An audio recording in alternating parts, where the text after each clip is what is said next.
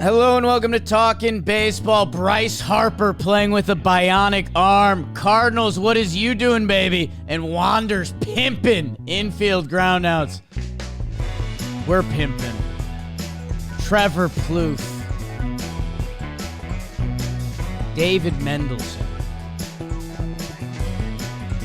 Jake Stromboli.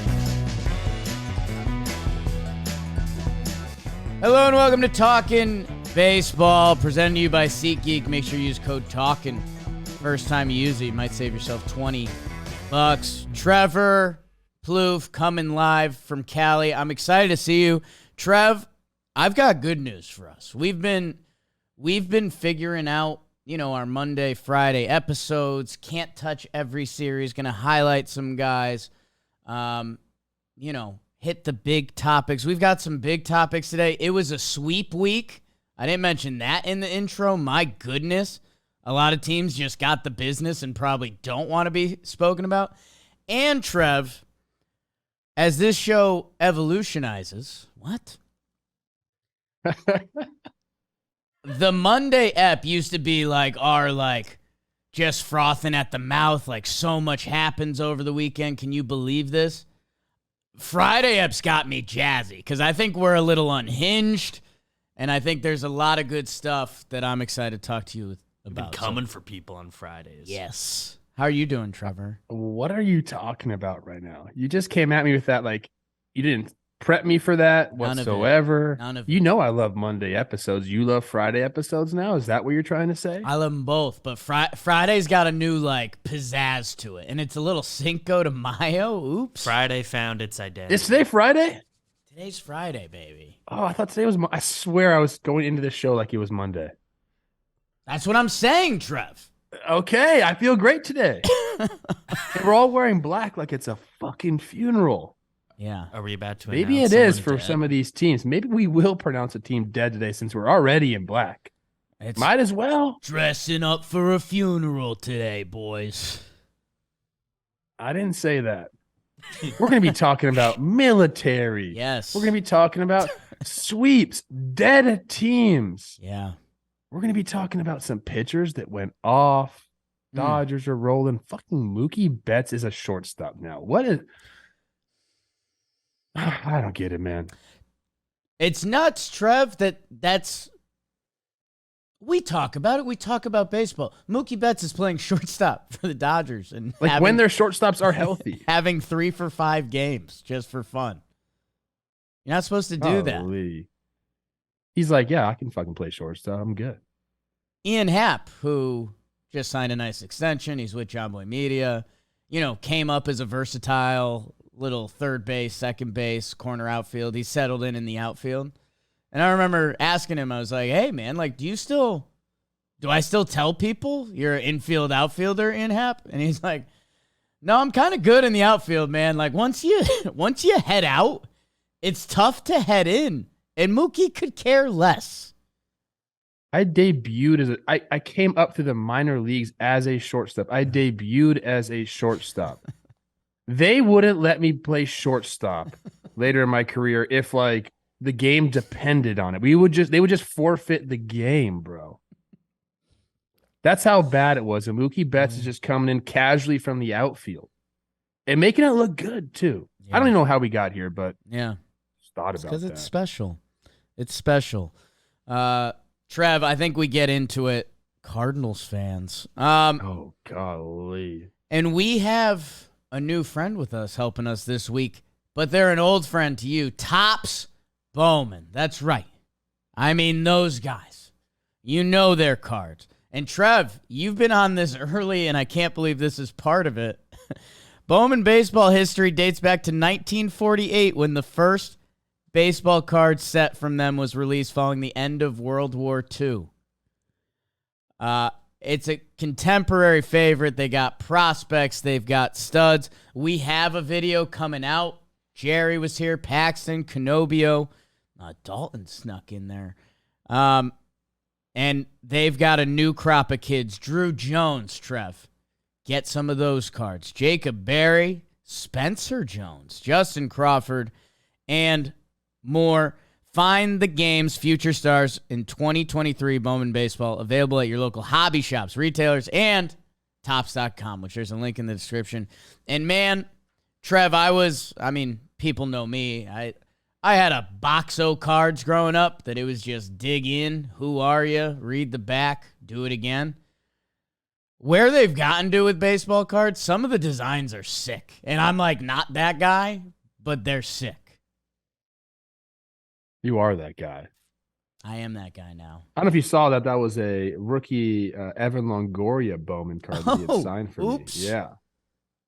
So I'm rocking it right now. What's that go for on the markets? It's priceless. To me, Yeah. never going to be for sale. That's a good answer, Trev. It's my I guy. have had no sex. Let's do the National League. That's not true. At least twice. Trev, a team that I've said we won't be speaking about a lot this year. I got comments in the DMs. Your Washington Nationals take the final 3 against the Chicago Cubbies. This is what I'm talking about, Central Division. Nationals, some good baseball. Vintage Patrick Corbin, 7 innings, 2 earned run to finish it off. Trevor Williams gives them a good outing. Man, good for the Nats. Alec Call with the walk-off homer to finish it off. Hey, Nats fans, CJ Abrams has a 3-for-3 day in there. They've been enjoying watching some of their young talent. And hey, if you could say that into May, in June, July, hopefully, that changes your summer. Cubs, baby. We gave you a little love, and now, hasn't been going so hot recently. I think it's a 1-6 in their last 7. Dansby gets beat up by his helmet again. Go Nats, go. Padres take 2 out of 3 from the Reds. Central Division. The game, the Reds, the win. Extra innings. Ashcraft gives them a good start.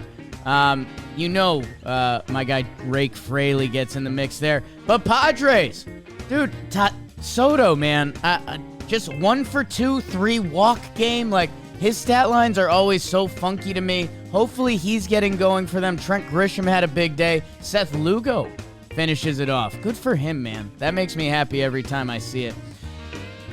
The Dodgers sweep the Phillies. Did Trev give them a little bit of the juju? Is that what sparked the Dodger season? Or is that what the Phillies are blaming? Yeah. Hey, you know what the Phillies should blame? Giving up 10-plus runs in each game. 13, 13, and 10. That's not going to get it done. Gavin Stone, Colin Stone's brother from Blitzball, makes his big league debut. Urias drops it on the table. We already talked about Mookie Betts. And how about Max Muncy? How's your walk-off granny? My goodness, have a start to the season. Dodgers starting to roll. Braves continue to roll. Gave the Fish a little love last episode. They get swept. So many Bryces this week. Bryce Elder, he goes 7 innings. Shut piece on him. Kyle Wright and Braxton Garrett in that second game both get rocked. Marcelo Zuna, 2-homer day. Ozzie Albies is going off. The Braves creating some space in the NL East early on this year. Trev, this one snuck up on me. Central Division. Brewers get swept by the Rocks. Just gave them love. I'm done giving Central teams love. Good for the Rockies. How about it?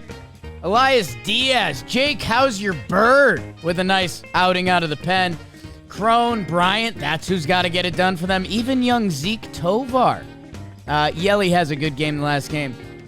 Winker, our guy Jesse Winker, wearing his daughter's necklace. We love that. But other than that, not the Brewers series. Go Rocks, go, and that's what happened in the National League. The Sunday NL. God, that feels good.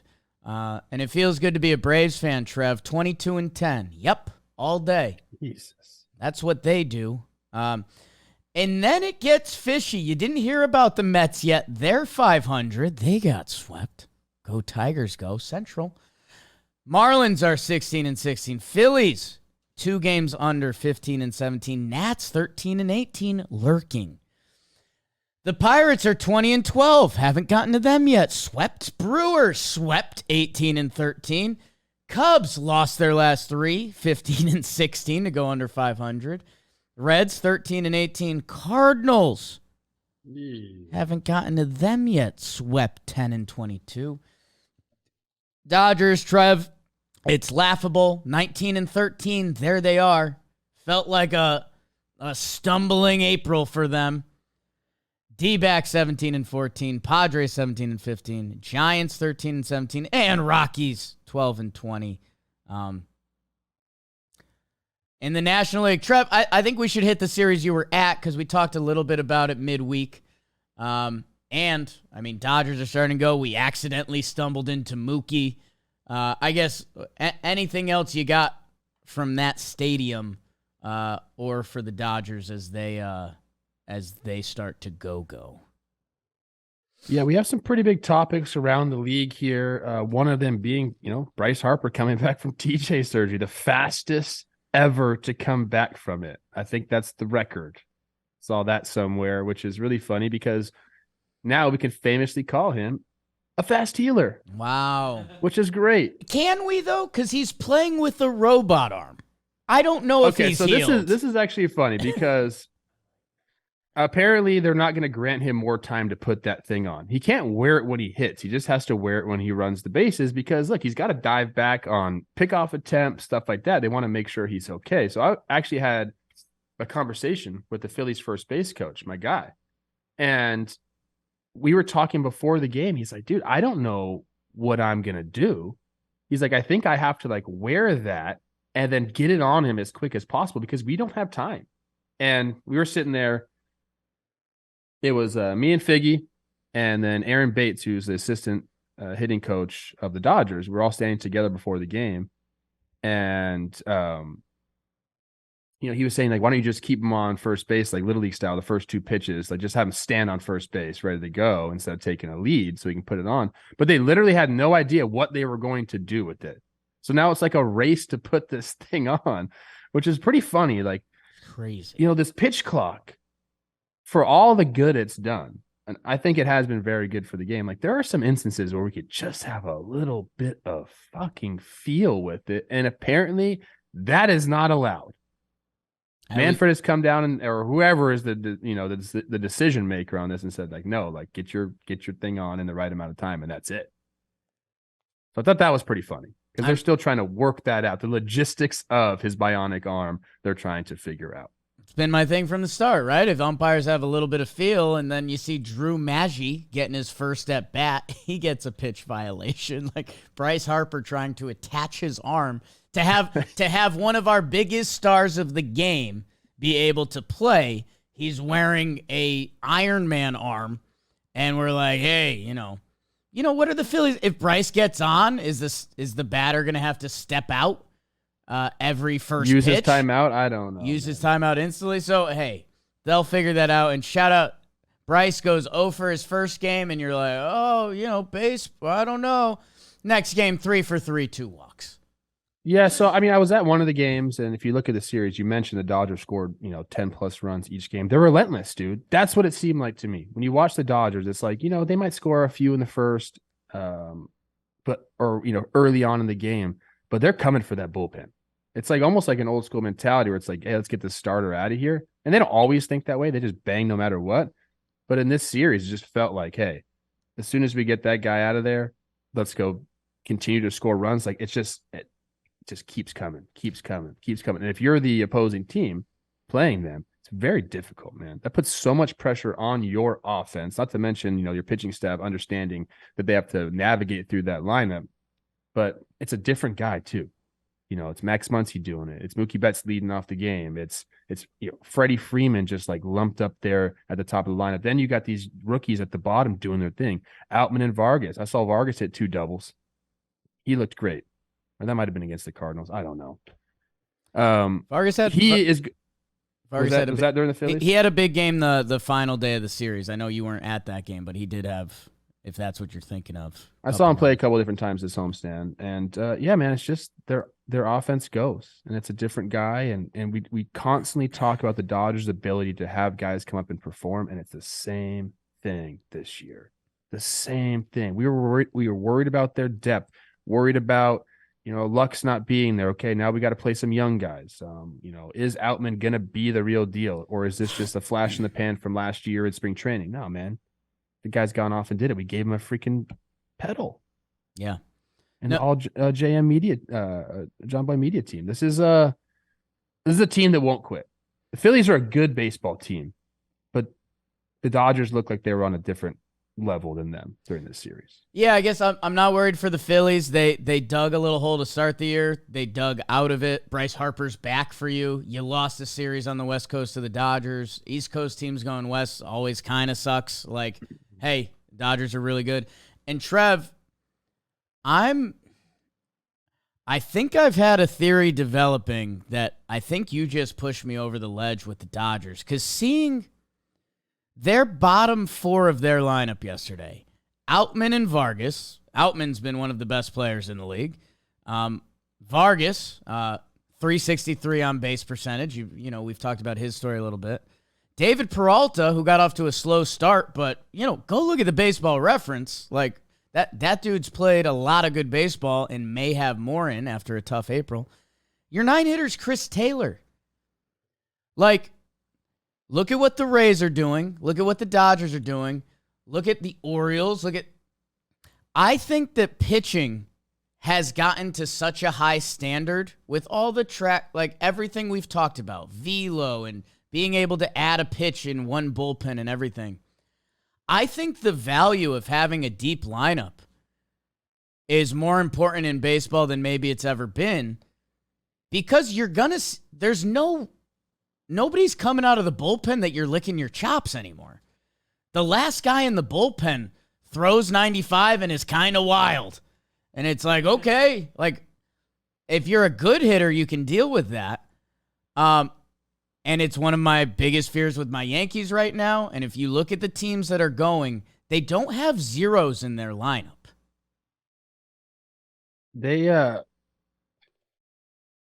I think the Dodgers have a great game plan offensively. And I talk about Venskoik all the time. Is it because I know him? Probably. A little bit.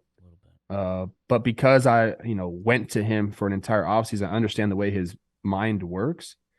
And I think, he is a guy that can get mechanical with you, but in a good way. Like, he helps you. Like, he's got an endless amount of drills that can get you feeling right. Or if he sees something, he's got a drill for it. But that's not it. Sometimes that's where it ends. Like, and the game plan is just like, okay, here's what the pitcher throws, and this is what we're trying to do. It's like, no, man. Not only are they talking about, where the pitcher's going to throw the ball and what he likes to do, it's like, okay, how do we attack them? Where are we going to go for our slug? And he just gives them such good game plans. And I think that that's kind of what helps them be consistent offensively, dude. Like, they're understanding where they can be successful and then where they need to stay away from. So when they have that in their minds, they're able to make better decisions on these pitches, even with the relievers coming in. So I think a lot of credit goes to him and Batesy, what they're doing there. Because like you said, man, 1 through 9, they're going to jump you, and you just got to be able to score runs against them. And like, kind of good luck, good luck against the Dodgers. They're a really fun team to watch, man. They're good. They, we can say all of that, and you almost ignore, Mookie Betts and Freddie Freeman by the time they're done are going to be like Will Smith, inner circle type Hall of Famers. And yeah, that's before you get to Will Smith, who's been one of the best young catchers for a while now. You get to Max Muncy, who had the best April. Like, these are the Dodgers. They call up Gavin Stone, who, hey, you talk about having a little bias, Trev. His brother's a very sweet man who's been in our warehouse, and they just played last night on Warehouse Games. He's also a top 100 prospect that I don't think he had his ace up, but he gets his MLB debut out of the way. And like, there's always more coming with the Dodgers, whether it's deadline or prospects or free agents. We really haven't talked about the Dodgers a lot, so I'm glad we're giving them a little bit of time on our show today, because most of the time we're like, no, it's the Dodgers. They're doing it. Oh, I like that. Throw them up, yo. Throw them up. Gosh, I love Los Angeles, dude. I really do. You do love LA. I love Cinco de Mayo today, man. We got a huge Mexican population here. Couple margs, little chips and guac. Man. I might Love it. It's a big day around here. It is. I might do that. Trev, hey, let's be elitist for a little bit today. And I know we started with it and we mentioned, Bryce Harper. What a sick puppy, man. My goodness.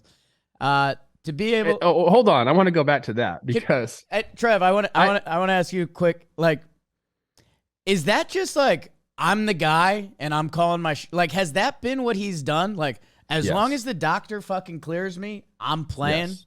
And like, that's just his decision because he's Bryce Harper. I sat in the media scrum for a topper in the dugout. And I was like, dude, what the fuck am I doing here? And he kind of looked at me like, what are you doing here? But they were asking a lot of questions about that because it was his debut night. And they said, was there any conversations about him coming back today and maybe like waiting because it's Julio Urias on the mound? And he's like, there was no conversation about that. Like Bryce was coming back as soon as he could. You think he cares about? Oh yeah, he's gonna duck Urias. Yeah, it was like he almost looked at him like, "Are you kidding me? Like, do you know who this guy is?" And it was cool, man. I think that shows you a little bit of something because honestly, like if I'm thinking about myself, I'm like, all right, it's been a while since I played. I got no minor league rehab games, and I got I don't know who. A nasty righty, Luis Castillo. And I'm stepping in the box. I might be like, who's pitching tomorrow? Right. Maybe I'll take one more day. I'll just see some pitches today or something. Bryce he was so ready to come back. It was cool, man. But that's who he is. It's a ball player, man. It's a level of sports or anything that you attain to get to that like Bryce Harper could care less about the potential 0 for 3 that might show up on his stat page because he knows who he is. And he showed it the next day. So Phillies fans got to be excited for that, although the series did not go how you went. Trev, I mentioned elite, and I mentioned my new theory about baseball that's forming. The Atlanta Braves, they are casually second in OPS, second in home runs. And you talk about a top-to-bottom lineup, Marcell Ozuna, who had an awful start to the season for them, and they I think a lot of Braves fans I see on the internet are happy to move on from him. He puts up a 2-homer day. There's veterans, there's pedal winners, there's everything on this team. They sweep the Marlins. They've got a nice little cushion in the NL East now, and I don't know how much you want to talk about the series, but I just know the Braves are back and they're a problem. Well, they're like, I think they're one of the most well-rounded teams in baseball. I almost just said they are the most well-rounded team in baseball, and you could definitely make that case, dude. They pitched the ball well this series. Unfortunately for them, Kyle Wright got injured. But Bryce Elder, like you mentioned, is a big Bryce episode for us today. 7 innings pitched, only 3 hits, no walks. That's pretty nice. And Dodd does his thing for them. He goes 6 innings pitched with 3 earned runs. Nice for him. Yeah, and then offensively they can do whatever they want. You talk about a lineup that's deep and can go 1 through 9. Like this is another lineup that you're going to see guys, whether it's the top of the lineup, middle lineup, back of the lineup, somebody's going to get the job done, and it rotates from night to night. They are. I think it's them, the Dodgers. And I don't know if the Astros are there just yet, if they're firing like that right now. It might just be the Dodgers and the Braves at the top of the heap. Right? I guess you got to give the Rays credit, too. I can't forget about that. Have to. And, Trev, that's the top. It does feel weird because we're a little over a month into the season, month and a week, which, again, is a chunk of season, but it's also not that. Man, as you look around these standings, and I know White Sox were the outlier. Cardinals have now joined them at the party. That it happens every year, and I have no doubts about Houston at all. But it's also like you've heard the pain in me, Jimmy, and BBD's voice about our Yankees, and it's like, wait, Houston's been worse than them. The Mets have been worse than them. Houston's been dealing with some injuries. We haven't really gone into them yet, but they've been dealing with some injuries, specifically to their starting pitching staff, which we'll get to later on in the show. But I think we're in a weird bubble of the season where it feels like we're deeper into the season, but we're not. No, there's so much season left. Like, again, 5/6 of the seasons is still left. It's always been a math pod. Famous Jake Storiali. Ozzy Math Albies, little monster, one of the What's, craziest extensions in sports history. I haven't checked this out, What do you but want? Sandy, his overall stats, I'm going to go right now because I know he's had some blow-up starts. And I haven't really followed a ton. And I'm looking right now, and you're going to need a live reaction. Okay. He's pitching to a 5.09 ERA with a 1.245 whip. This is not the Sandy that we are accustomed to seeing. And I'm curious, Marlins fans, like, let me know what's going on. Because I haven't watched a ton of his starts. I'm looking right now. The walk percentage is not crazy. He's 3.1 per 9. Obviously, last year was incredible. When he won the Cy Young, he had 2 walks per 9. Strikeouts are right there, as they typically are. He's just allowing more base runners, man. Yeah, I get Marlins fans. Let us know. The righties are hitting him this year, which last year that wasn't the case. Righties were a little better than lefties last year. So I wonder if there's a pitch that's just not clicking right now, or Fish fans, let us know. Because, again, you talk about baseball, and won't be shocked when we look up in August and Sandy's numbers do look great. But, yeah, it's we're hitting the point of the season that you can actually have debates of, like, is Sandy going to figure it out? Are the Cardinals going to figure it out? Like, we're at that point where it's like, hey, at a certain point, you kind of got to go. Gotta start looking for flags. Otherwise, flag up. Braves dominate. Trev, the other National League Series, I'm very happy for a couple teams. I gave my love to the Nats. If there's anything you want to do there, you're welcome to. If you want to give love to the Rocks, I've kind of said my piece. Happy for the lads on winning some games. Yes, I was going to give the Cubs a "what is you doing, baby?" Ooh. But it might be too early in the season to break that out right now. I want to give some loves to the Nationals. Shout out Alex Call for the homer. Like, he had a nice little celebration there on the walk-off. You got to love that. Getting that third win in the 4-game set is nice. It's hard to win a 4-game set. It really is. And they took 3 out of 4. The pitching showed up. I think that's what we're looking at. You mentioned Patrick Corbin doing his thing. Trevor Williams doing his thing. That's good to see. Mackenzie Gore, not so hot. Maybe get it going a little bit there. But CJ Abrams, I love watching him play, and he's kind of got the stick going. I think he's right around 100 weighted runs created plus, which is nice because he plays banner defense as well. I think he's got more in the tank offensively, man. I've been saying that. Saying this could be the year it clicks, and he's kind of been he's had some good series as of late. So it's nice to see, man. They got some kids there.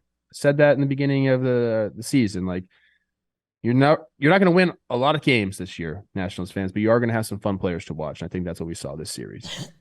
And man, if you're young and you can bang, like they're looking at the other guys across the interstate, like the Orioles thing happened quickly, that when that core starts to form and you see Gray and Gore, and then you see Abrams, and I think Nats fans, they're obviously not excited for this season, but I think you can start getting excited for whatever the future of the Nats looks like.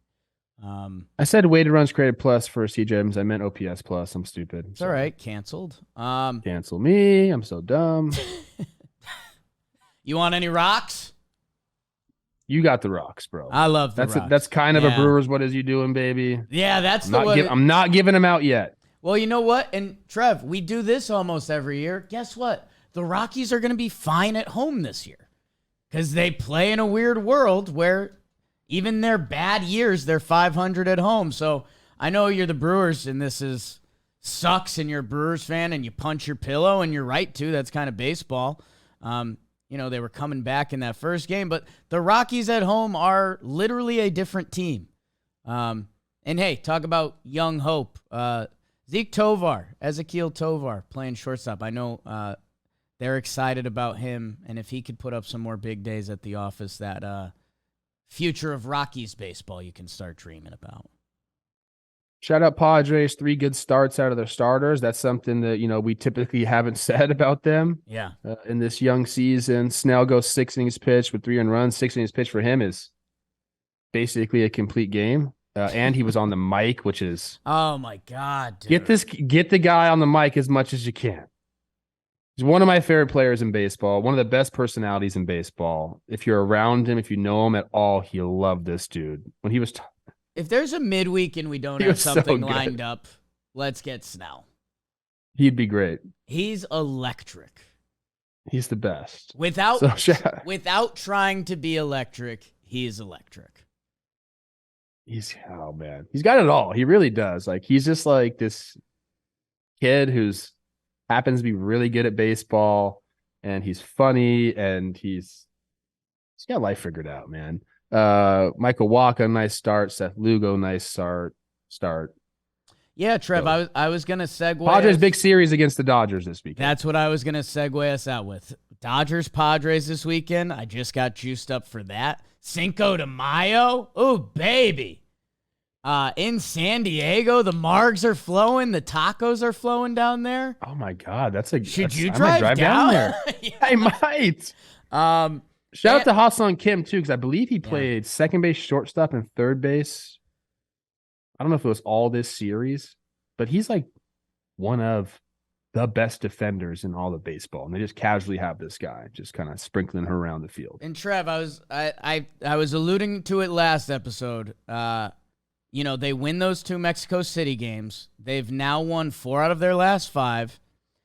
And again, I was talking about the Padres needing kind of some regularity because it just, with Tatis coming back and all that.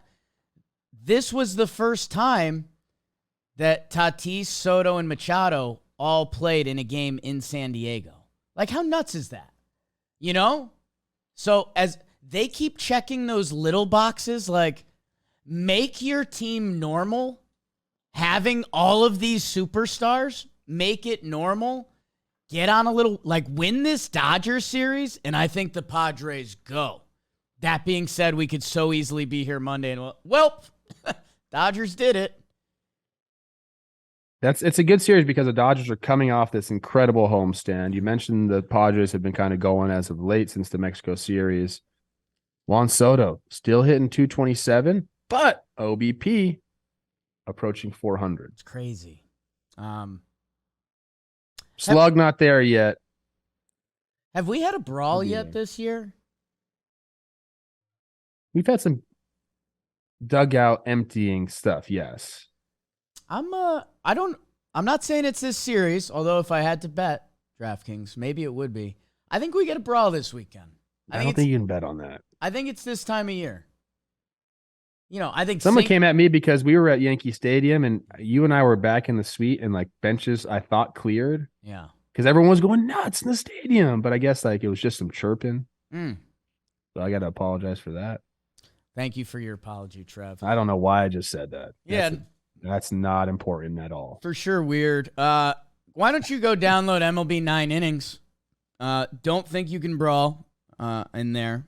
But what you can do their league mode. Set up your season. How many games do you want to play? Live PvP. They have 2,000 player cards to collect and use in your dream roster. They got all the logos, ballparks, and unis. We love a good uni. And we love the legends of the game, which you might hear Trev talking about some of these guys later. Larry Walker, Walter Big Train Johnson, Henry Hammer and Hank Aaron, Michael Jack Schmidt. When you know some of these guys' middle or full names, and they haven't played ball in about 50, 60, 70 years, that means they were good. Ty Cobb, Jim Tome, your friend. Download and play MLB 9 innings 23 with the link in the description today, or go to the App Store. And if you like baseball, which you do, you're listening to Talking Baseball right now, go download it. Don't tell me what to do. I am sorry, Trev. I will never make that mistake again. But if you want to, yeah, there's a link in the description. Yeah, you can tell other people what to do. Yeah. That's a fire shirt you got on, dude. Chop. Yeah, I have like a Zach outfit on today. I'm sneaky. I'm like, there's a lot of black. Ooh, I hadn't seen the pants yet. I can be I can get a Cinco de Mayo marg, or I could go to like a rock show and people would be like, "Ooh, this guy might have had sex." I don't think no one's saying that. Hit the music, Beeps. The ball's on fire on your shirt. Your American League, Trev. How about them Sox, kid? The Blue Jays. They give them the 4-game business. And man, oh man, are the boys bopping in Fenway. Verdugo walk off into the stands. Doesn't care about Bo Bichette's 5 for 5. Can he stop having 5-hit days? What a sick puppy. Connor Wong, how's your 4 for 4? Yoshida is going nuts. He's going nuts. You might hear about him in a little bit. Casas has a big day. Justin Turner, Devers. When you start hearing these Boston names in the lineup, God, it really makes you turn your head. And it made Toronto's pitchers turn their heads a lot. Gossman got hit, which I didn't know that was possible. Man, Boston, huge. Take into May like a lion. Isn't that the phrase? I don't know. What? Go Sox, go, That's kid. about March. That is about March. Yankees take 2 out of 3 from the Guardians. You'll like this, Trev. If you won the game, you lost the game in this series. Domingo Germán drops 8.1 clean on the Guardians. They pull him for Clay. Bing bong, guard dogs win. The Yankees are down 2-0 in the next 2 games. Kind of getting dominated. Willie Calhoun does not get dominated outside of the past 2 years of baseball.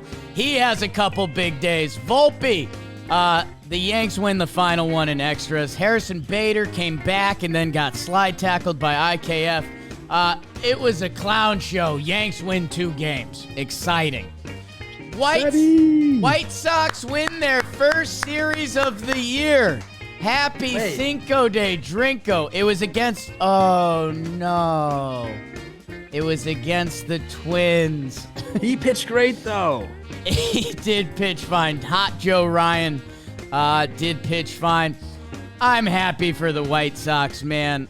Their first 2 consecutive wins of the year. Their first series win. Second straight walk-off in the first game.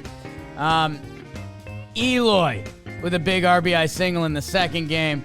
We're dancing in the streets. Hey, they almost had the broomsticks out, but the Twins secure it in the 12th inning. My goodness. Man, I'll let you talk about that, Trev. Orioles take 2 out of 3 from the Royals. Scheduled tweet alert. They win the bread games.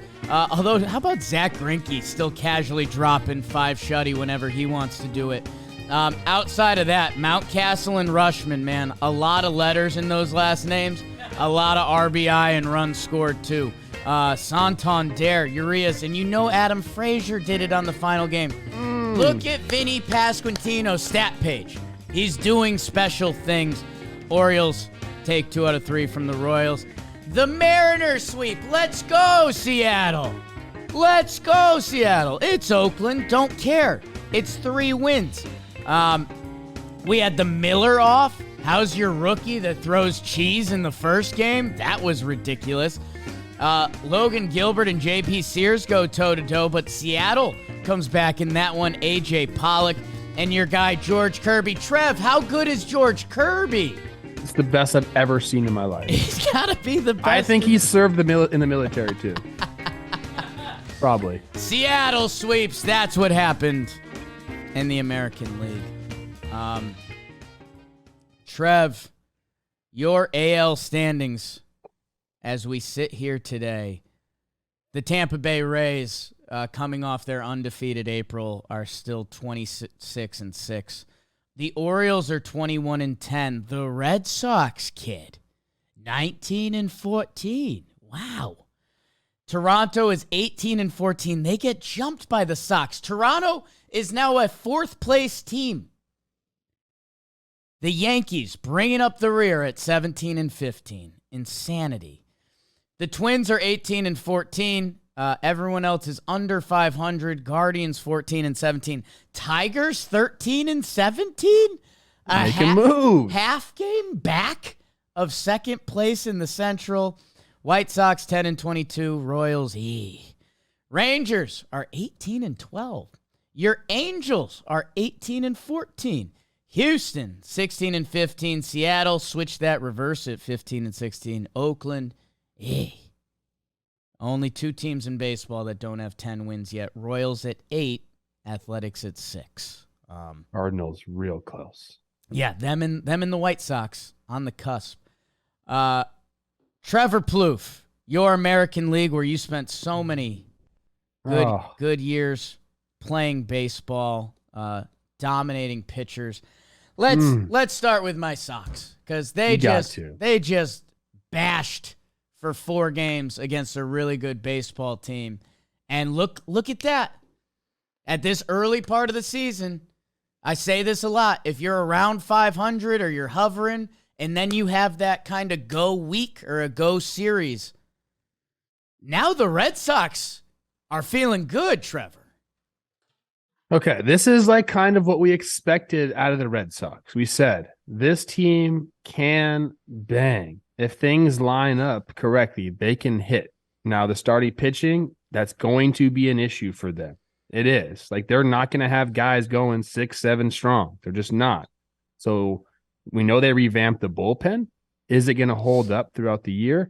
As of right now, I mean, that's exactly what's going on with the Red Sox. The Red Sox offensively, second in average, second in OBP, third in OPS, second in runs, fifth in home runs. Like, this team is absolutely firing on all cylinders.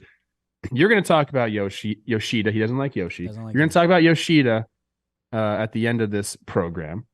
But the rest of the offense is going as well. And the bullpen been pretty dang good. The starters, though. And I know I'm kind of like harping here after they just, had a sweep, but 29th in ERA, 22nd in WHIP, 28th in homers allowed, 25th in hits per 9. Like, they just haven't got the job done, essentially. They did enough this series to keep themselves in the game, and then the offense did the rest. I mean, 6 runs, 7 runs, 8 runs, 11 runs. That's how they're going to have to win ball games. And, yeah, it's impressive, especially against the Blue Jays, who the Blue Jays, I think, last year dominated the Red Sox. I had it up somewhere. I think they went 3-16 against the Blue Jays last year. More wins against Toronto this year. This year in one series. That's nice if you're a Red Sox fan. But like I said, this is kind of how they're going to have to win baseball games. They are going to have to go. Verdugo's clutch for them many times, 3 walk-offs already this year. And I'll give a shout out to Brian Bayo, who, like, we all want to be good, dude. Like, he looks nasty. Pretty good start here. He went 5 innings pitched. He gave 4 runs, only 2 of them earned. But yeah, man, this is Red Sox baseball right now. Jarren Duran, who a lot of Sox fans wrote off, gave them a big stretch. Connor Wong giving them a big game. People are saying Connor Wong and Alex Verdugo, they won the Mookie Betts trade. They are saying that. Yeah. Trev, again, I gave my little theory before. Top to bottom lineups, man. That's currently, I know that sounds dumb, and it sounds like that's something in my analytics binder a little bit, but I think the value of that has taken a step up because you're right. I mean, look at the Red Sox stat page. A top 3 offense. I think they're like a top 10 bullpen right now. The starting pitching is getting hit. Yes. But I think the almost spin zone there is like, if you get a 5 innings, 2 earned run start, right now for my Yankees, that might not get it done.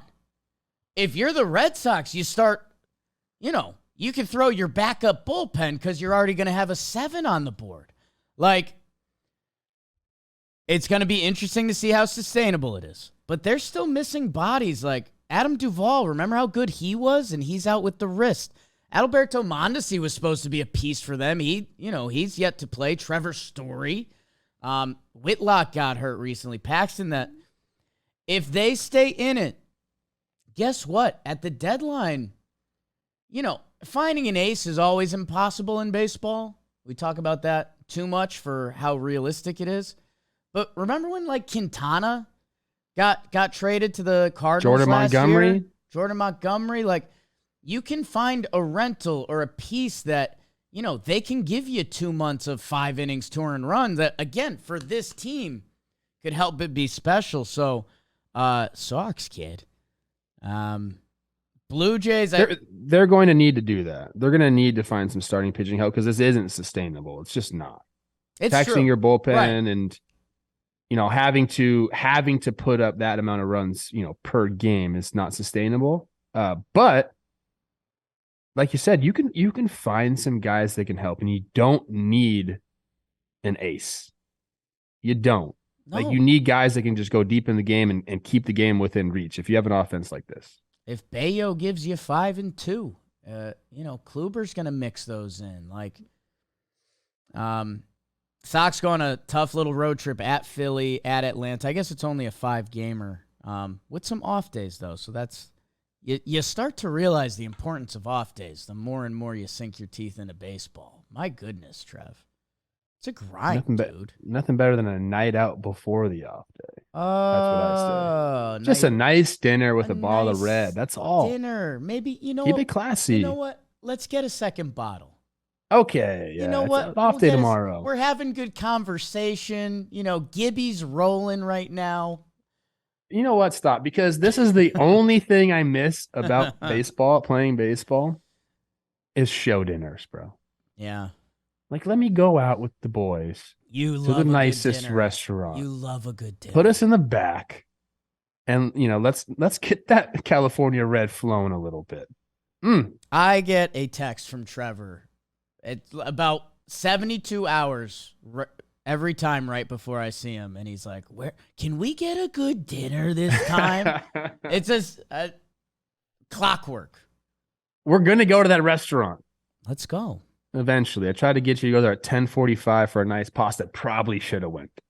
10:45. That's late for me to be eating bowls of pasta. Pasta dinner. Trev, I'll let you go on Yankees guards because, boy, it was all over the place. I think these are 2 struggling teams right now. And we talked about it for an hour 15, so whatever you want. Vintage Bieber, kind of like that if you're a Guardians fan. The offenses obviously didn't show up too much in this series, but a couple guys who, typically you don't put them along with offensive feats. Willie Calhoun, he had the walk. Didn't he have a walk-off? Not this series, but last series? Or maybe a go-ahead hit. Yeah, he tied it in this. He had a huge game-tying hit in this one that you'd hear Yankee fans screaming from the mountaintop, and he had a game-tying homer. So Willie...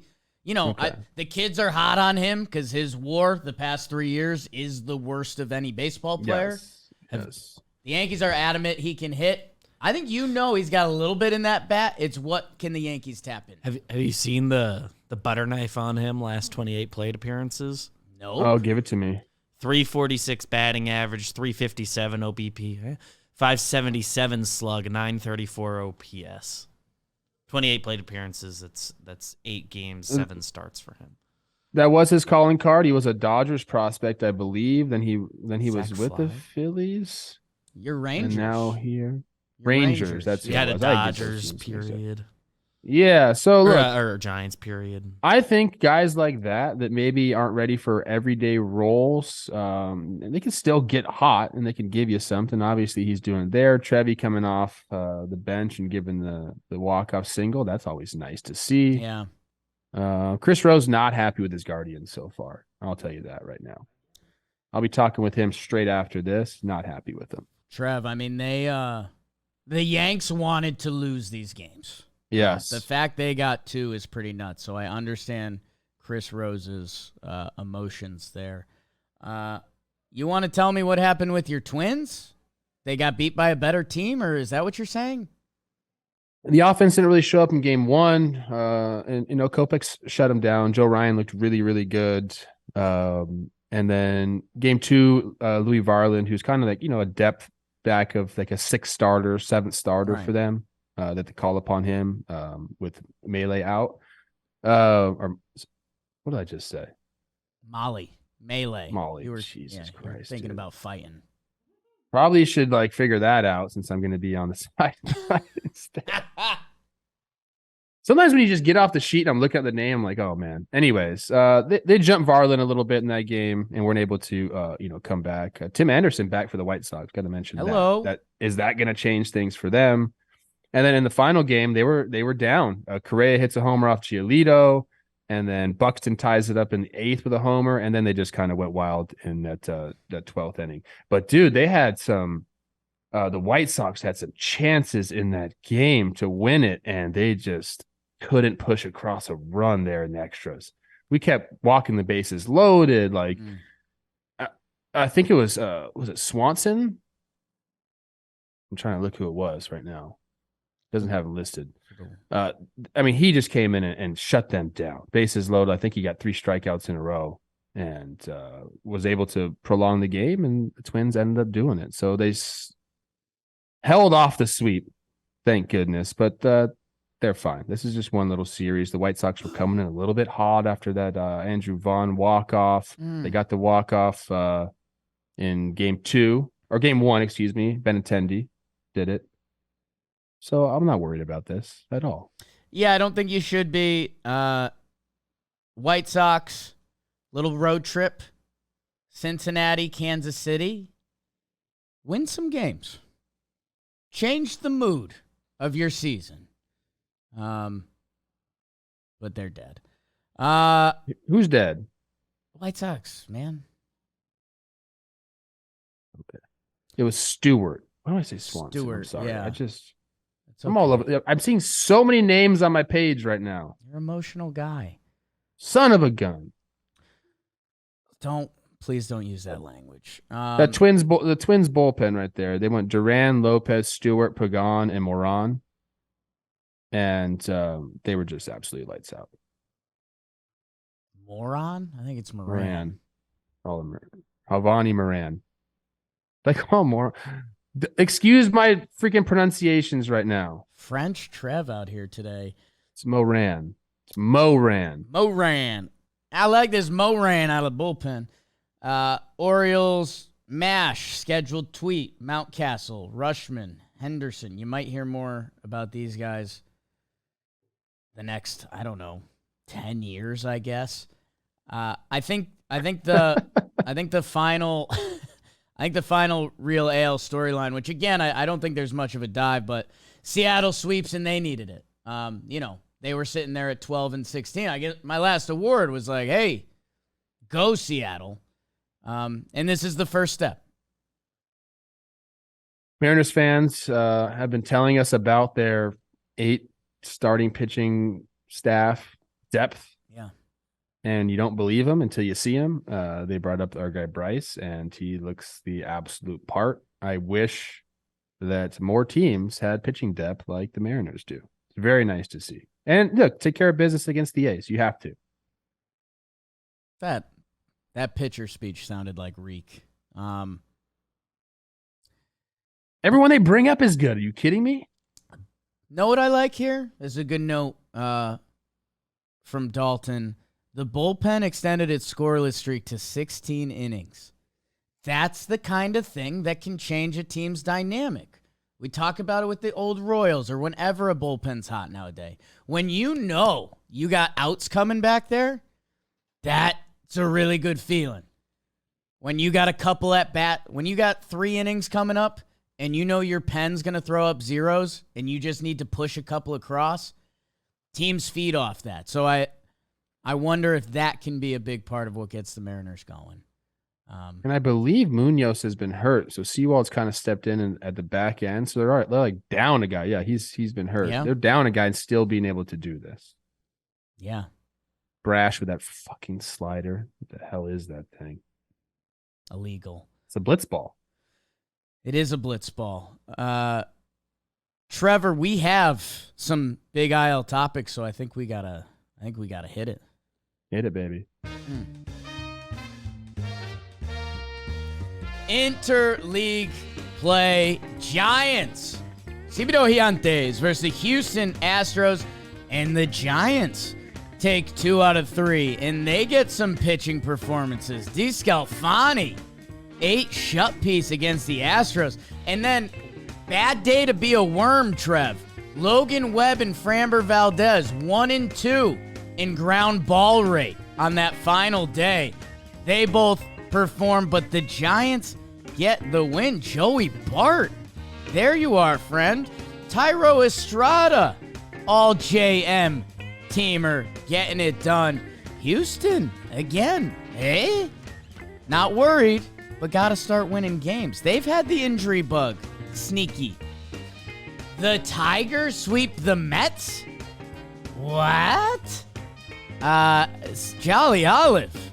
How you doing, kid? Erod drops it. Justin Verlander comes back. Scherzer gets hit against his former mates. Michael Lorenzen with a big day. Javi Baez gets his first dinger. And you know, Trev, ever since he's been benched, Tigers, Eric Haas. Go Tigers, go, trying to get that second spot in the vaunted AL Central. Mets, what is that about? Rays sweep the Pirates. Hey, what do you say at this point? An undefeated April, an undefeated May. Harold Ramirez, again, a guy that could have been all JM. He's homering at a crazy rate. Wander Franco pimps an infield out. It broke baseball internet for a little bit. Speaking of breaking baseball internet, the Cardinals, they get swept by the Angels. It feels like this should have been every past year. This would have been reversed. Our guy Flaherty with a tough day at the office. Shohei doing Shohei things. 13 punchies in 5 innings. A comeback win against Gallegos. It's bad in St. Louis. They're all yelling boo or Katie Woo. We're trying to figure that out. And the Angels. Let's go, Halos. Be a part of this season. We love it. Diamondbacks and Texas Rangers split a 2-gamer. So, you know, Zeke Duran, yes. Christian Walker, 2-homer game, yes. Same with Josh Young. Hello. A lot of studs on the field. We hate 2-game sets. That's what happened in the IL. Still mad at myself for messing up twins' names. Oh, it was a slaughter. You were great the whole and then it got they're gonna crush me. It got to twins' last names, and you went like 0 for 3. I you know what happened, dude? I've been actually trying to study up as much as I can on the roster. The I don't know problem. all the guys. I'm trying to figure it out. My brain's like, Doug, just chill out. This is not how you operate, okay? I apologize to Twins fans. I'll be better when I'm suited and booted at Dodger Stadium in 10 days. Wow.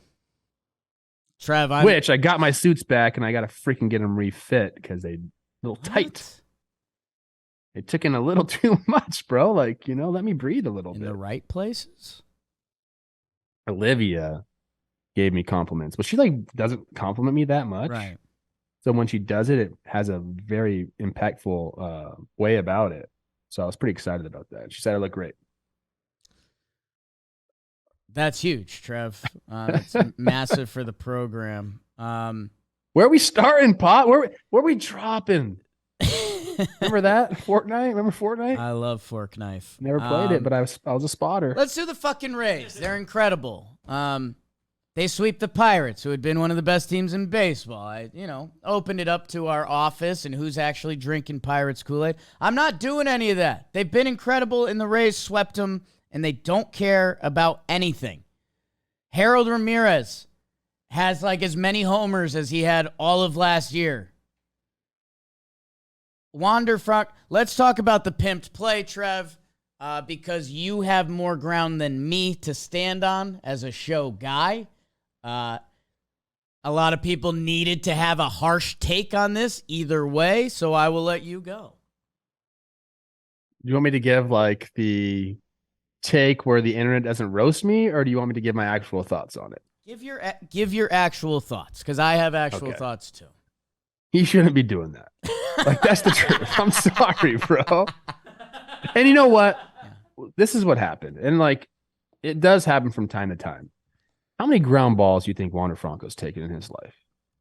Million. zillion. Yeah. Yeah, like seriously, like, and when you're practicing, it gets monotonous and you just start flipping the ball around sometimes because it's second nature to field a ground ball and throw it to first base. You've been doing it for so long.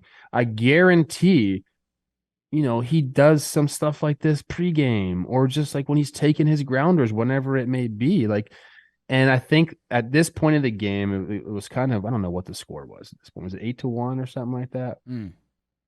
He was just having fun with it. I think it just happened like accidentally. I don't think Wander like planned this. It was like, I'm going to fucking flip this ball and it's going to be a highlight. It doesn't seem to me like that's what happened. And I believe after the game, he even said the same thing. He's like, this is just something I do and it just happened. That being said, you just can't. I know it was cool and like it's pretty easy to flip the ball up to yourself and catch it. Like that's like probably like a 99 percentile play. You're just going to catch it and throw the ball. But I know Cash probably took him aside and was like, hey, can we just like not do that? Because I know we're an entertainment business. So for that part of me is like, look, that's people have been talking about this. It's transcended baseball. We've got like basketball fans talking about it. It's one of those things. So in that way, it's good. But you don't want to have any chance to drop that for the pitcher. That's kind of where I go. Like, I don't want to make this guy work extra. Like, he made his pitch. It's going to be an out. And then I kind of did something silly, even if I didn't really mean to do it. You just don't want to have that. So, like, am I cool with it? Like, well, he made the play. So, yeah, I'm cool with it. But should he do that? Are we going to see Wander Franco continue to do this throughout the year? Of course not. We're not going to see that throughout the year. It was just kind of I don't want to call it a mental lapse, but I think it was like he's just done it so many times pregame. It just took over. So I think both sides can be true. Was it entertaining and awesome to see? Like, yeah, like it brought you back to being a kid playing the game, which a lot of, that's how you relate to fans. That's how you get, that feeling from fans. But we're professionals. So you kind of have to be professional about it, in my opinion. Trev, that was... Now, I'm sure I'll be roasted. No, man, you're right. You're on the nose because Wander doing that was so cool. Because I'll tell you what, Trev, I'd never seen that during a game on an MLB field. And I was like, okay, let me process this. Why haven't I seen that? And it's because, man, you got to get outs and you can't. If you screw that up, the pitcher part is so huge. Imagine you're a pitcher and you got to throw a bunch of other bullets and your innings like ruined. I wouldn't be able to look them in the eye. So there's that. Like you said, the entertainment part and how cool that was and the fact that it worked makes it clean. And there's a couple ripple effects here. You've been watching a lot of Little League baseball lately. If I was a Little Leaguer and I saw that, I'm for sure trying it. And at Little League, that is a complete disaster. Disaster. You cannot. The future of the game cannot involve that. It would be problematic.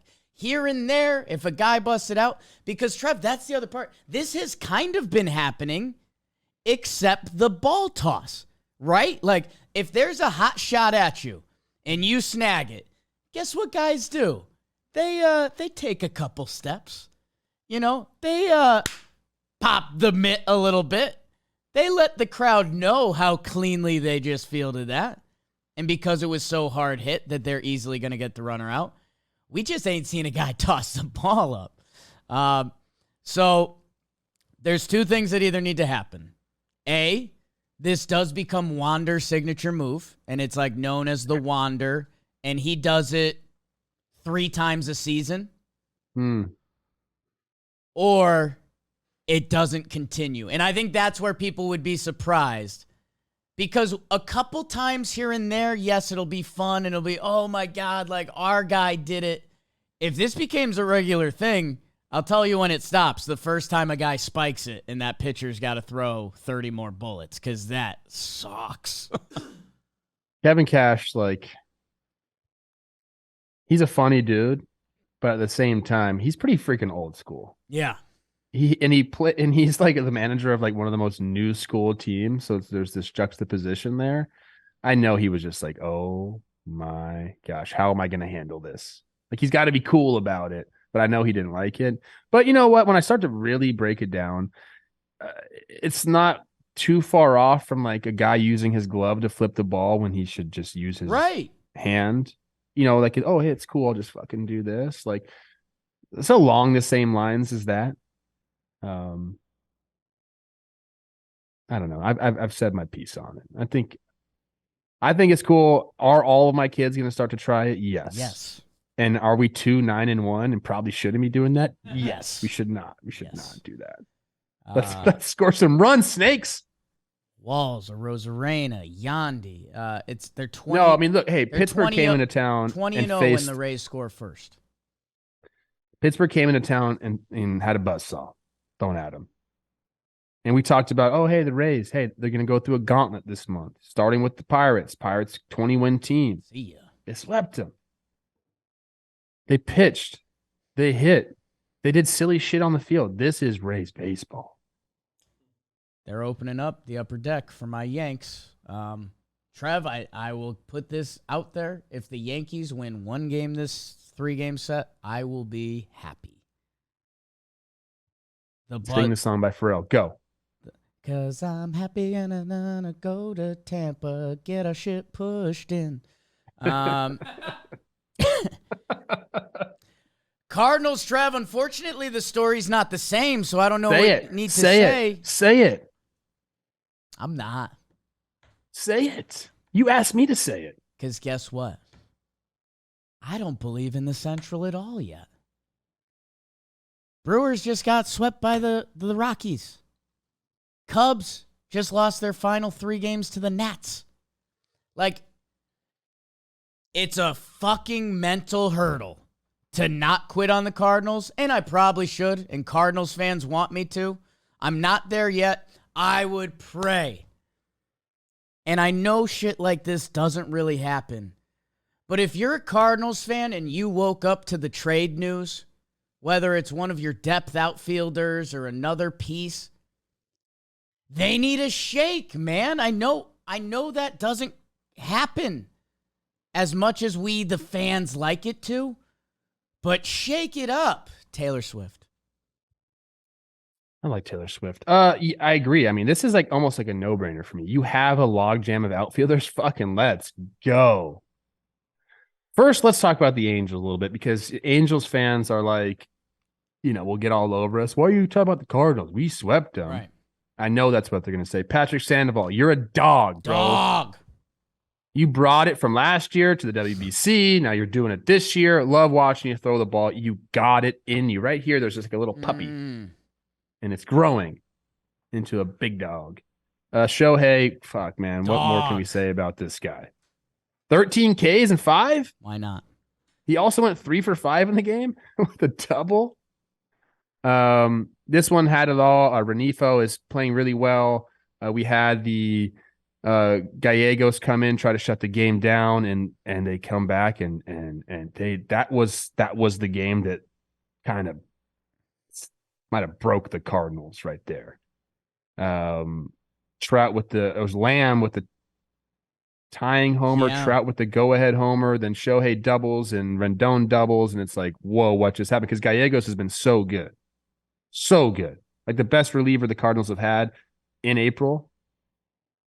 And they went and did it against him. So you have to give the Angels credit for going in there and doing it. I know the Cardinals have been struggling, but look, man.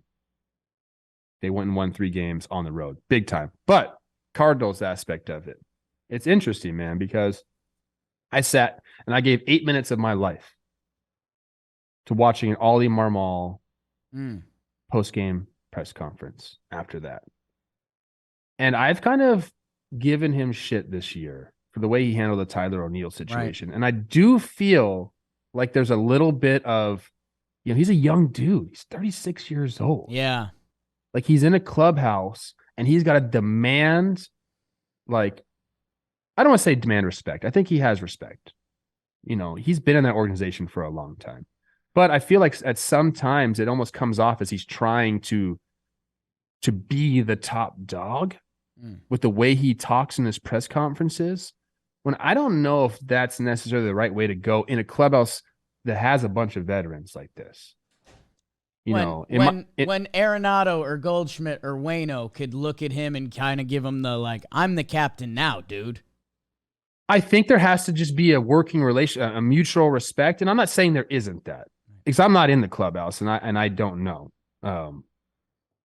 I think there could be, the respect could be fine. Just seems to me like that's sometimes I get that gist from when I hear him speak.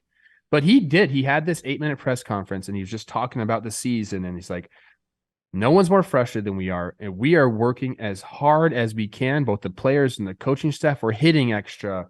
We're taking extra defensive reps. We're going over our game plans. The coaches are staying up all night trying to figure this thing out. And I believe them, man. Like, it was a sincere speech about not giving up on this team. He said it takes a lot of courage to be patient. I think they still have what it takes, but the pitching staff, you can't overcome a pitching staff that's been that poor. That is the absolute truth in baseball. Yeah. You can have all the offense you want. You can even play banner defense. But if your starters can't give you length and put you behind the 8 ball every single game, bro, if there's an expert on that shit, it is me. It is impossible to be a good team if you don't have your starters giving you a chance. I think that's what's happening in St. Louis. They sort of have the remedy. Like, Waino's coming back. Hopefully he can, do some things there. Unfortunately, Flaherty just hasn't been as sharp as he needs to be. Then he exited the game with a liner coming off of his hand, I believe. Yep. But they have those outfielders, man. They had to send down Colas, who was doing all right. But they had to send him out because he wasn't going to get the consistency that they wanted him to get. Walker.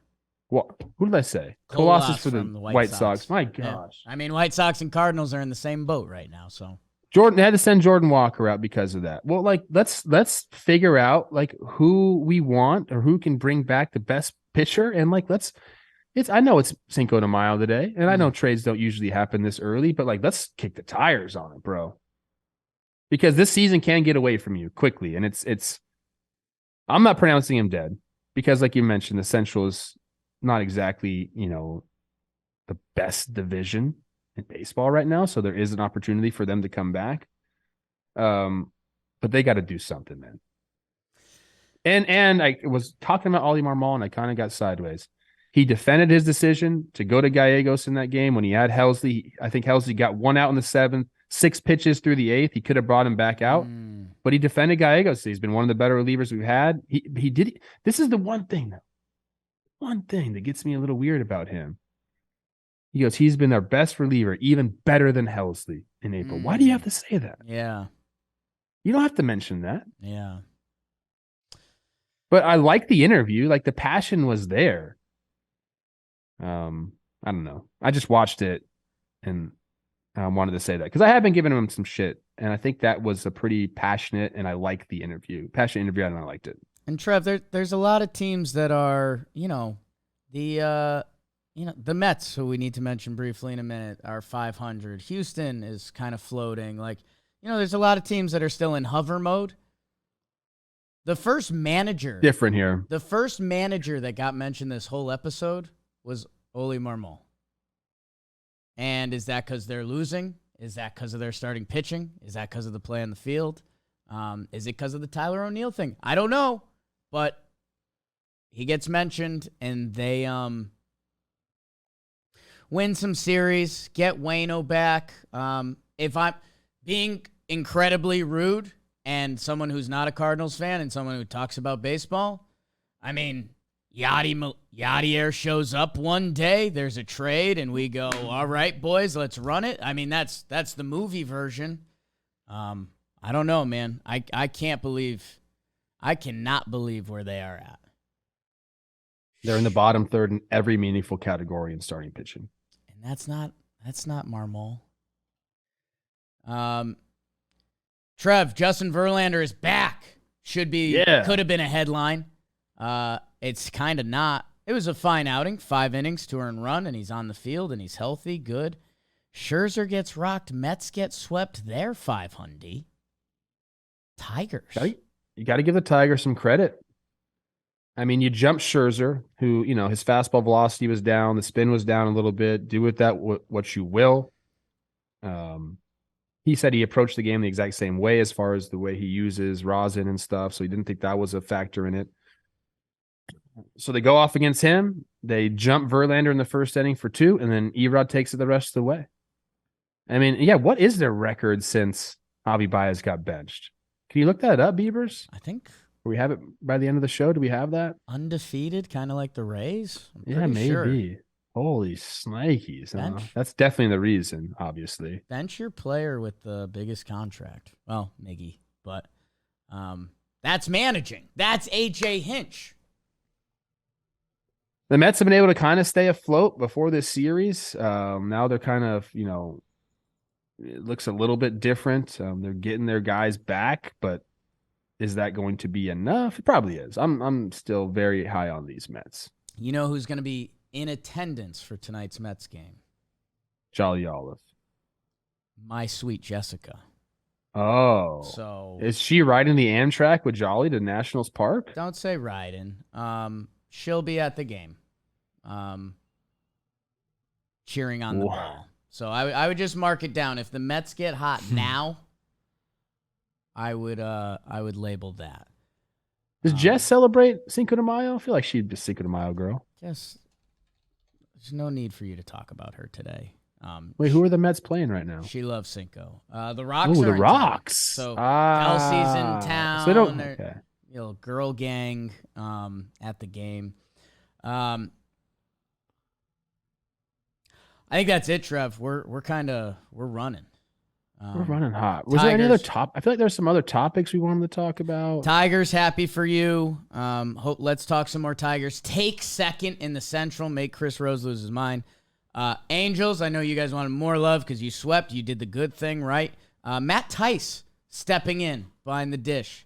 Has a Big Ten games. Let's give some love to the Giants real quick. 2 out of 3 from Houston. Houston dealing with a lot of injuries. We'll mention that quickly. Sure. Brantley, Altuve, McCormick, all on the IL. Lance McCullers Jr., Urquidy, Luis Garcia, all on the IL. Yeah. They're hurt. They're going to be the team that's just in the background. And then July is going to come, and they're going to have a 21-5 month. And then they're going to have a 21-5 month. And then all of a sudden, we're like, oh my goodness. You know what it is? I think I've got it. June 1st, Seattle jumps them, and Houston's in 4th. And then June, they take down one team a week. And it's they jump Seattle. They jump the Angels. They jump Texas. And that's what's going to happen. By the break.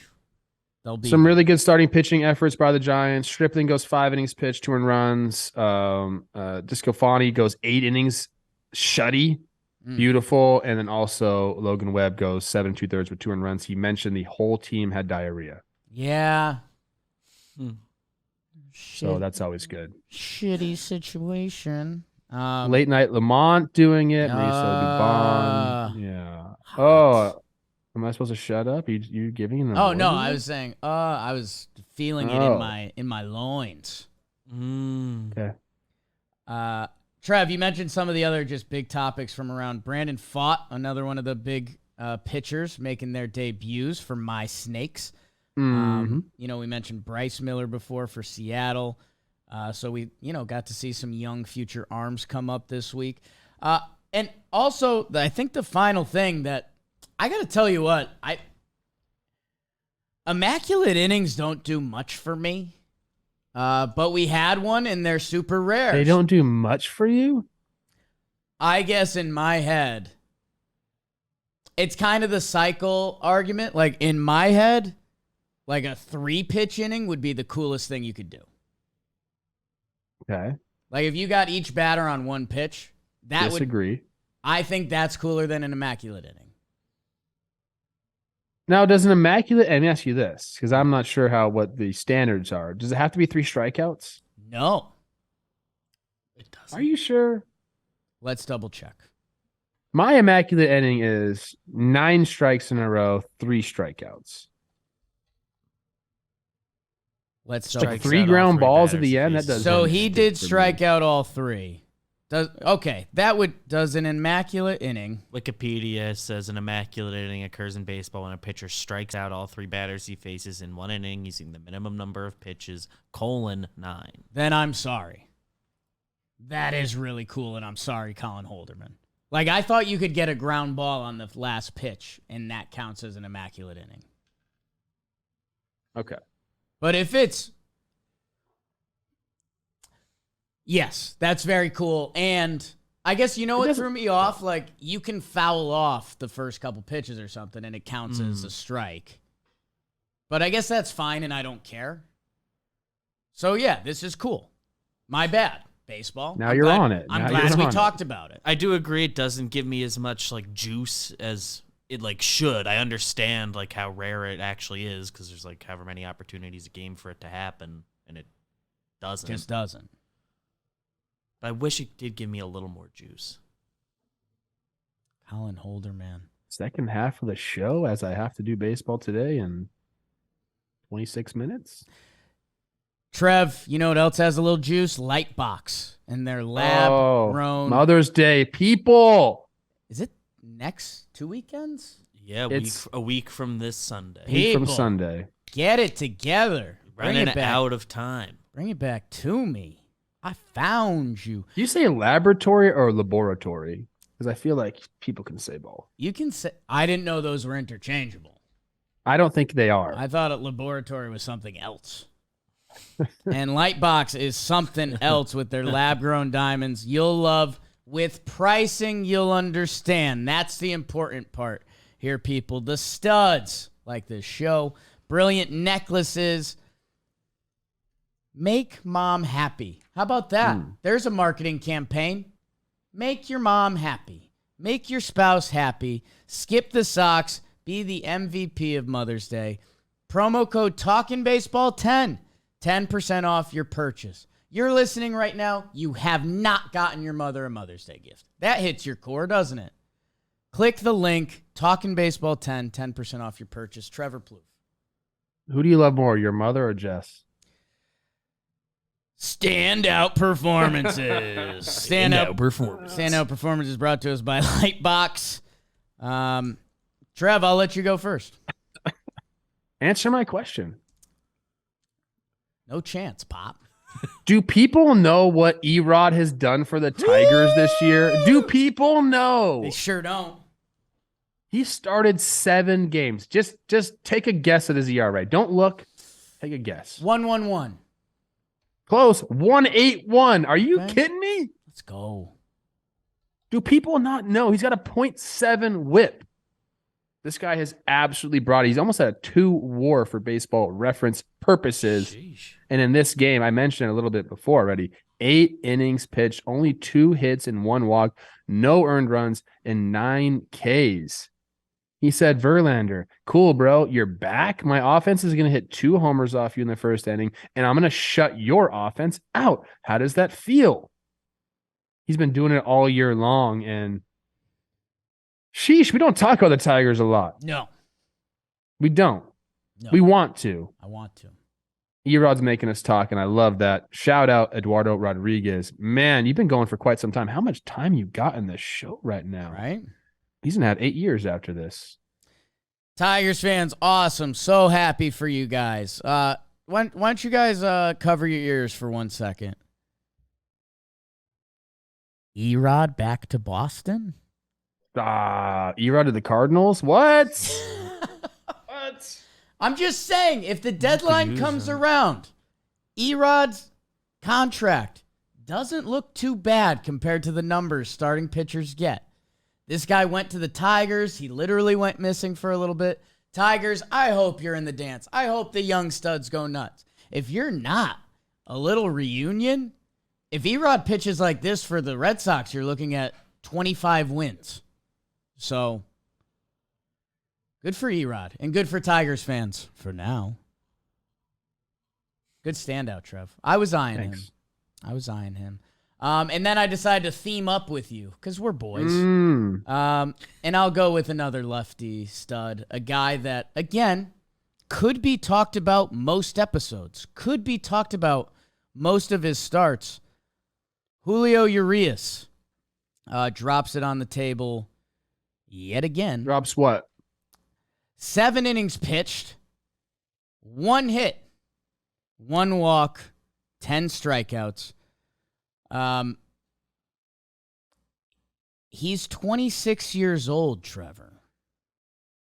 He's been playing been playing Major League Baseball since 2016 when he was 19 years old. We say we don't talk about Kershaw enough, and in doing that, we're not talking about Urias. Get caught up in fucking Catter Day. Urias led the National League in ERA last year with a 2.16. He's a free agent this year. This is my favorite pitcher in all baseball. He does not give a fuck. Like Bryce Harper doesn't care who's on the mound. Urias doesn't care who's in the box. So he also doesn't care if he's coming out of the pen or if it's the postseason or the first game of the season or a game in fucking May. He doesn't care. He goes out there, punches tickets. I was sitting with Randy Wolf, former lefty, at the game watching this in person. And he was trying to go play by play, oh, this is what he's going to throw here. And he was wrong 90% of the time. Urias was 2 steps ahead of him, and he was 4 steps ahead of those Phillies hitters. It was a sight to see, man. He was nasty. I got up to get a beer. I missed a whole half inning. I think he went 6 pitches, something like that. It was so fast. There was no line. I got back and forth quick. But he's working quickly, and he's just dominant. He really is, man. It's nasty. What's he going to get, dude? 26? Trev with an accidental dunk on Randy Wolf. Sorry, That's fine. That's fine. And Randy Wolf, if he brought that weak lefty shit in your power zone, I can't tell him that all the time. I can't even imagine Randy. He says he would just get in my head and I would be all over the place, messing with my timing. I said, Randy, if you ever try to come inside, the thing's going 450. Urias, he'll be 27. You're looking at a 10-year deal. Do pitchers get that?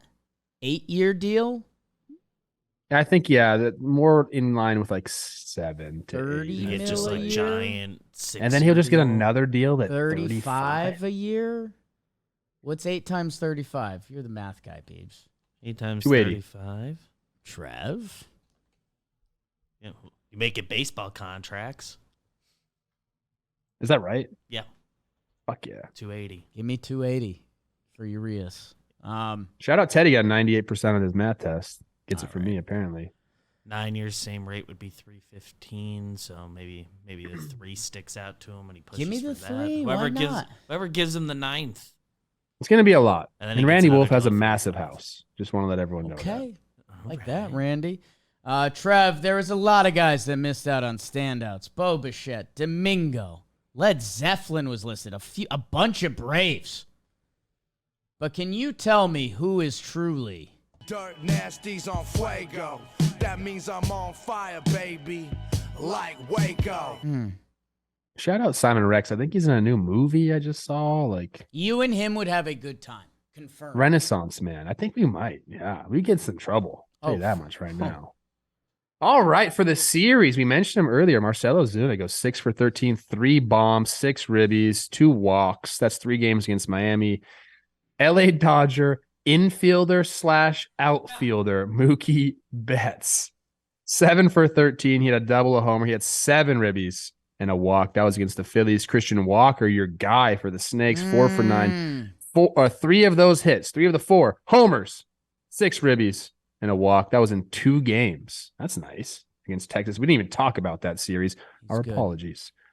For the week of 428 to 5-4, Eloy getting it done against my Twins. 12 for 24, the double with 2 homers and 8 ribbies. He had 3 walks as well. Ozzie Albies, you guys know him. He plays for the Braves. 10 for 24, 5 doubles, 2 homers, 3 RBI, and a walk. And then the 2-week one. This is when you're really feeling good. These dudes are walking into the stadium with a little extra pep in their step, a little lean, if you will. Ooh. Yoshida, 23 for 51. That's a 451 average, 5 doubles, 5 homers, and 16 RBI during that stretch. We just talked about Erod doing his thing. The last 3 games he started, Jake, 20 and 2/3 innings pitched. He's only given up 7 hits and 1 earned run in those innings.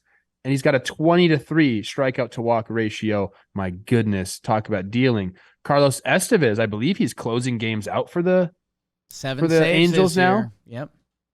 7 and 2/3 innings pitched, only 1 hit, no walk. So 1 base runner in those 7 and 2/3 innings pitched. He's got 5 saves in that time, 10 Ks. And I'm going to mess this one up. It's not a name pod for me today. Alex Lange, relief pitcher for the Detroit Tigers. 6 innings pitched, 3 hits, 1 walk, no runs, and 11 Ks. He has 4 saves in that time. My goodness. And that's who's in Fuego. Do you hit the G in Lang? I would guess it's Lang. I'm not I know sure. a family of the same last name. He could be a Lange, but I like Langy? range. You just put an L Lange. instead of R. Riding That's how I around came up with town in Lange. the big old Lange, definitely. Like a mange. Definitely Lang. Glad we're giving relievers a little Can we bit get of some love. pronunciation keys on the sheet, please? Estevez, man, sneaky good year with the Rocks last year, which you don't hear about a lot of Rockies relievers. And the Halos made a move on him, and he's performing. So that's a early win for some Halo baseball and a little more Tigers in this episode. And Trev, you know what? When you mentioned Eloy Jimenez, who again is one of my favorite players to watch in this game, if we're talking about the White Sox or Cardinals in a positive way this year, we won't say dick about the managers. It'll be because Eloy Jimenez goes nuts, or Goldschmidt, or Wainwright. We're going to say players' names because you need players to play good to win games, putting that in my analytics binder. I've always said that you need players to win games. That's famous. I always say that. Slam the table. We need players. Rockies front office. Not Joe Torre. Nope, he could have managed anybody. Trev. More on him later. more on Joe Torre coming up this episode. He was at the movie premiere I went to, Mr. Torre. All right, I'm leaving during this segment. Go ahead. The IL. These players were placed on the IL. Aaron Judge, hello. Should be 10 days. Hopefully he's back. The Yankees play Oakland, ducking Tampa. Urquidy, Brandon Crawford. Yaz if you want to. That stinks. Avisail Garcia, Luis Garcia for Houston. They've got a lot of injuries. Pete Fairbanks in that Tampa pen. Remember when he was rolling? Jake Berger, no. Kyle Wright, Jan Gomes, Garrett Cooper. Jesus. Guys get hurt. These guys got banged up. We'll find out. Michael Harris, too, as he came back. Really weird running down to first.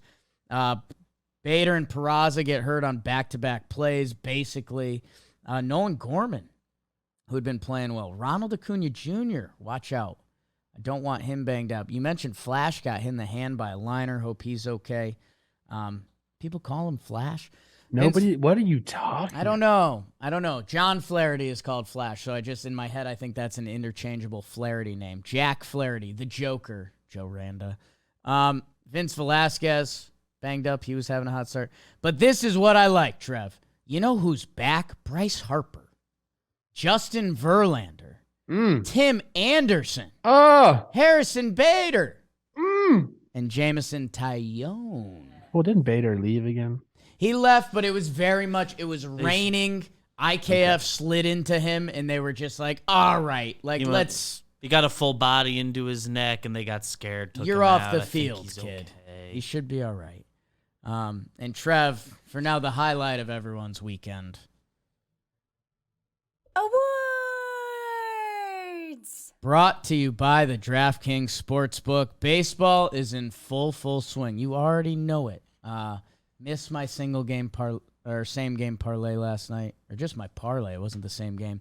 You can place a $5 bet, and you'll get $150 in bonus bets instantly. That's quick. Join The big league action now on DraftKings Sportsbook. Download the app and sign up with code TALKIN. New customers can bet just $5 and get $150 in bonus bets instantly. Only at DraftKings Sportsbook with promo code TALKIN. Trevor, your first award. I think this is going to be like my favorite award I've ever given. I do love America. For all its faults, it's the best place in the world to live. I'm sorry. Bar none. Ask anyone that immigrates to here. I have a whole host of Egyptian families that I know immigrated here. They love America. Okay.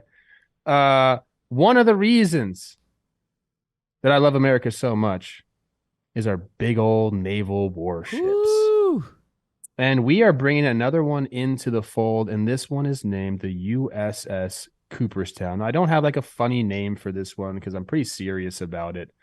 And the reason it's named USS Cooperstown is because 70 members of our Hall of Fame, our Baseball Hall of Fame, have served in active duty in the military. Think about that. 70 out of like 320 people that are in the Hall of Fame served in the military. And I have some names up here, man. I know you know some of these names.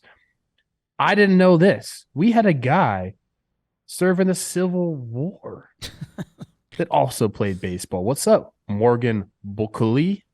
Stud. Bulkley? Getting his jersey. What's up? The Civil War people. A bunch of people in World War I, including Ty Cobb.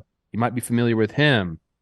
Most of these other guys, I don't know, but you go ahead and you can look it up. World War II, I know more of these players. Some of the players you mentioned that are obviously the best in the game because they are in the Hall of Fame. Joe DiMaggio, Larry Doby, Bob Feller was the first person to enlist after Pearl Harbor. He said, I got to go. We all know about Ted Williams and what he's done. Phil Rizzuto, Pee Wee Reese, Duke Snyder. I mean, it goes on and on. We have guys fighting in the Korean War. Ernie Banks. Ted Williams fought in both of them. Willie Mays. A long list of people who went and served their country while they were playing baseball. Ted Williams shaved 5 years off of his career. He came back after serving in World War II and won the freaking MVP. Some of this stuff is really incredible if you really go and read up on it. Can you imagine any of our players nowadays doing that? I know we had a pitcher come from, was it West Point? Oh, yeah. For the Blue Jays? That guy for the Phillies, Noah Song. What happened to him? So we have a little bit of that. But this is just something really special. And I believe it's coming this weekend. Joe Torre is going to be there. They're going to commission this thing. They're going to put it into the fleet. USS Cooperstown. I just think it's really cool paying homage to all the guys that went out there and said, look, man, I got a good life here, but I want to preserve this good life that we have here, and I want to go defend our country. I think there's nothing better than that. I think it's amazing. And it's one of the reasons I named my son Theodore's after Ted Williams and all the heroics that he's had. He was a freaking fighter pilot, dude. Can you imagine? Trev, we about an hour and a half ago, we talked about how nuts it is that Mookie Betts could play shortstop and right field. Yeah, for Ted Williams to fly fighter pilots. And everyone, you wonder if stories change over time. I wouldn't bet against Ted Williams. They said he was like the best. And yeah, he was like the best at baseball too. So yeah, it was funny that you landed here, and I did see the headline going around, but it's, it's what Talking Baseball has. If you want to land there, you can land there, and I'm glad you did. Bob Feller, I want to end with this one. He was honored to returning to Cleveland in 1945 after World War II, and this is what he said. He said, the real heroes didn't come home. Fucking heavy, Trev. Let that sink in. I didn't have a funny name for this one because I just think it's cool, and I wanted to shout it out. Fuck, man. USS Cooperstown about to go fuck some shit up. Joe Torre on there. He's managing that ship perfectly, by the way. Joe Torre had all these Hall of Famers on the Yankees, and he gets a warship to play with. I mean, not bad. My goodness. Trev, fantastic award. And, like you said, very serious, and I guess we'll keep the show there. As we get our first edition of Tolkien Baseball this year. Oh, no. Because I'm giving out the Return of the King Award. Trev, Return of the King. Does it get much better than that? What happened in that movie? Oh, my. Dude, that boat scene, the Ghost Army, are you fucking kidding me? I hope that's that movie. Trev, a guy came back this week, Bryce Harper, not getting the award. But, that guy's a king. Playing with a bionic arm. We spent a lot of time on it. Trev, there's a guy. It's Verlander, right? There's a guy who is outplaying Bryce Harper so far this year, which, okay, 2 games, who idolizes Bryce Harper. His French bulldog is named Harper. He used to wear 34 because of Harper, and people used to call him Harper-san because of how much of a Bryce Harper fan he was and he tried to emulate. Masataka Yoshida gets my Return of the King award because, Trev, we were wondering about the signing. Like, who is this guy? You never know. All right. The World Baseball Classic happens, and we go, holy shit. This guy can do that? And then the baseball season starts, and the Sox get off to a ho-hum start. And Yoshida, 167, 560 OPS in his first 13 games, and you start going, oh, okay, where's the WBC guy? I don't know. Sometimes these guys, Trev, he's gone nuts. And it's because he's a stud. And even those bad stats I read to you, Trev, he had more walks than strikeouts. And how many times do we have to talk about that to get that into people's heads that that's important? That means you're seeing the ball okay. And yeah, for 14 games, I know we've talked about it a little bit. How's your 446 batting average? A 1.288 OPS. This guy, we're talking about the Return of the King and Bryce Harper. This guy idolizes Bryce, and he's going to put up some Bryce Harper-esque numbers this year. And I stan also my 5'8 King because he's a fucking baller, man. And if the Red Sox do stuff this year, which they're putting themselves in position to be, he's going to be a big part of it. So, you know me, giving my Sox some love. I love that. Almost one dotting it on the year. Excellent Cavs, second only to you in the U.S. Yeah. So silver medal there. But no, I love watching this guy play, and he is going to be paramount to the Red Sox success because we talked about it earlier in the show. The way they're going to be successful is banging the ball around. They need him here. He's been able to do it. And you know what? When you first come to the big leagues, like real games, it's a little scary. Like, you might be trying too hard. Like, fucking it's cold. not to say. It's cold. It's fucking cold. People forget how fucking cold it is to start the year. There's just a lot of things working against you if this is your first time playing Major League Baseball for real when it matters. Dude, like, you got to give people time to settle in. Red Sox fans did that, and now they are reaping the benefits. Trev, know how you always talk about your Cuban baseball team, and that would be, if you were a GM, just tap into that pipeline? Yeah. I'll take Japan.